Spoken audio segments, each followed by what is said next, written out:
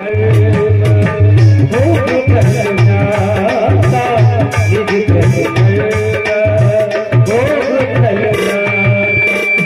निवेदन करूं, ये भाग्य नाम की चीज कोई होती नहीं। हम कर्म पे हाथ रख के बैठ जाते हैं कि जो भाग्य में होगा तो मिलेगा। सज्जनों, संतों ने बिल्कुल मना कर दिया है। क्या कहा है? किंदिगम पुरुष सिंगम वैत लक्ष्मी देवेन देवामितिका वदन्ति देवामिनी व्यतात्म पुत्र पौरुषम माल्यस्या पदे कृते यदि सिद्धि पुत्र दोषा। व्यक्ति को उद्योग करना चाहिए, गृहस्थ को परिश्रमी होना चाहिए, भाग्य में होगा तो मिलेगा, ऐसा सोचने वाला तो आलसी माना जाता है, आलसी होता है। भाग्य को छोड़कर अपनी आत्मशक्ति से कर्म करना चाहिए। कर्म के बाद भी यदि फल बढ़िया नहीं मिला तो समझो कि हमने कर्म थोड़ा ठीक नहीं किया, थोड़ी कमी रह गई है कहीं। भाग्य इसमें होगा तो मिलेगा,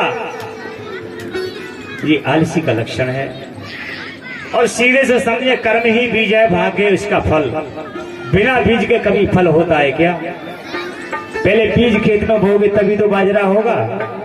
खेत रखाते रहो, बीज इसमें डाला, मैंने बोलो भाग्य में होगा तो हो जाएगा, जम जाएगा तो काट लेंगे, तो कोई जमने वाला नहीं है, कभी पूरी जमेगा है।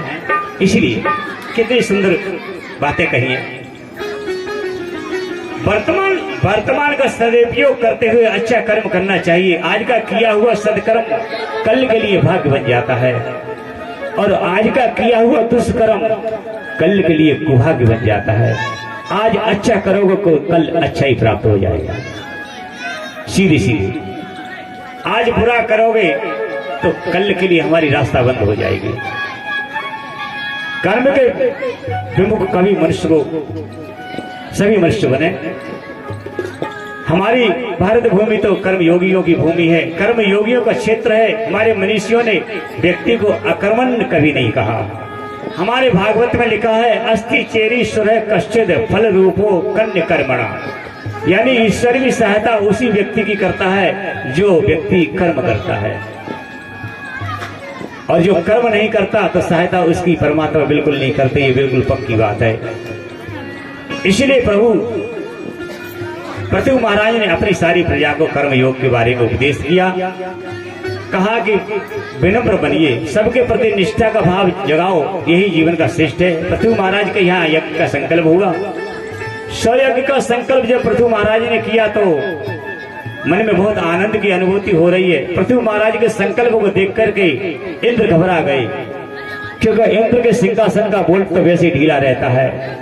कोई भी थोड़ा भजन पूजन ज्यादा बढ़ा दे तो इंद्र को पहले चिंता होने लग जाती है, हे भगवान की हमारी गद्दी ना ले ले, कहीं गद्दी ना ले ले हमारी। स्वयज्ञ का जैसे संकल्प किया थे, इंद्र घबराने लगे। इंद्र घबराने लगे तो पृथ्वी ने मन में विचार किया, हम 100 नहीं करेंगे, हम तो 99 कर लेंगे, अब तो कोई चिंता नहीं, एक कम कर लेंगे। और इंद्र के घोड़ा को चुरा करके ले गए। पृथ्वी के घोड़ा को चुरा करके इंद्र ले गए। इंद्र का एक नाम है सत्यकेतु। इंद्र यज्ञ के घोड़ा को चुरा करके ले गए। पृथ्वी के बेटा ने इंद्र का पीछा किया और इंद्र को परास्त करके घोड़ा को ले आए। इसलिए पृथ्वी के बेटा का एक नाम है क्या? विजितास। विजितास नाम है इनका।